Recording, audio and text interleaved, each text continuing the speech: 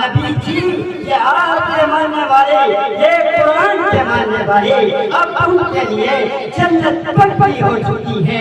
وہ ظالم، وہ قاتل، وہ لٹیرے اور بیس سڑک پر عزت کی گرامی کرنے والے اب نبی کی زبان مبارک سے یہ کلمات ادا ہوتے ہیں، اصحابی کلمہ چھوڑی گئی ہے، اقتدیتم، میرے صحابہ ستاروں کے مانتے ہیں، ان میں سے جس کی اتباع کرو گے، جس کے پیچھے چلو گے، تم کامیاب ہو جاؤ گے، تم کامران ہو جاؤ گے۔ جب تک نسبت قرآن نہیں، لوگ کامیاب رہے، دنیا ان کا احترام کرتی رہی، لیکن جس دن سے قرآن سے دوری ہوئی، نتیجہ اس کا برعکس نکل آیا۔ آج صورتحال یہ ہے، صورتحال یہ ہے کہ دنیا کے اندر اگر سب سے مظلوم کوئی قوم ہے وہ مسلمان ہے۔ اگر دنیا کے اندر کسی کو ستایا جاتا ہے تو وہ مسلمان ہے۔ کاروبار پر اگر کسی کے جھنڈا ہے تو وہ مسلمانوں پر ہے۔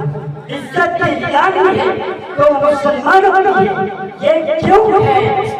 یہ صرف اس وجہ سے ہے کہ ہم اور آپ نے قرآن چھوڑا، ہم اور آپ نے آپ کی دائی ہوئی تعلیمات کو بھولا، ہم اور آپ نے شریعت چھوڑا۔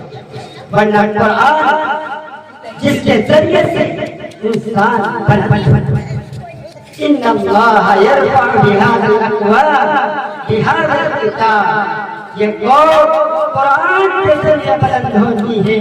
یہی وہ قرآن ہے جس کے ذریعے سے انسان بلند ہوتا ہے۔ یہی وہ قرآن ہے جو قوموں کو پستی کے کار میں ڈال دیتی ہے۔ لیکن آج نسبت صرف یہ ہے، آج پوری بستی میں دیکھ لو، نہ صورت کے اعتبار سے مسلمان ہے، نہ شکل کے اعتبار سے مسلمان ہے، نہ اپنے خاندان معاشرت کے اعتبار سے مسلمان ہے۔ اے مسلمانوں، اب صورتحال یہاں تک پہنچ چکی ہے، نہ اسلام نہ شریعت نہ ہی قرآن ہے۔ جتنی ایک کالج پڑھنے والی اہمیت ہے، ایک ٹیوشن پڑھنے والی اہمیت ہے۔ اگر بچہ ٹیوشن نہ جائے تو ماں باپ ڈانٹتا ہے، لیکن اگر بچہ نماز نہ پڑھنے جائے تو نہ ماں ڈانٹتی ہے اور نہ باپ ڈانٹتا ہے۔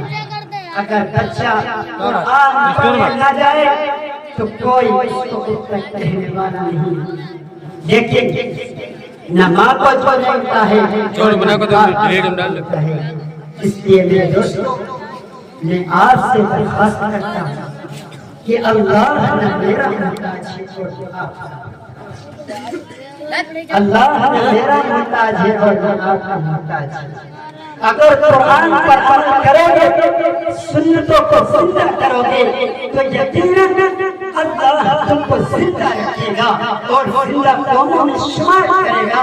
لیکن اگر ہماری قرآن تو یہ بھول جاؤ کہ اللہ ہم سب کو قیامت تک زندہ باقی رکھے گا۔ نہیں، اللہ کو ہم سب کی ضرورت نہیں، اللہ ہمارا محتاج نہیں ہے۔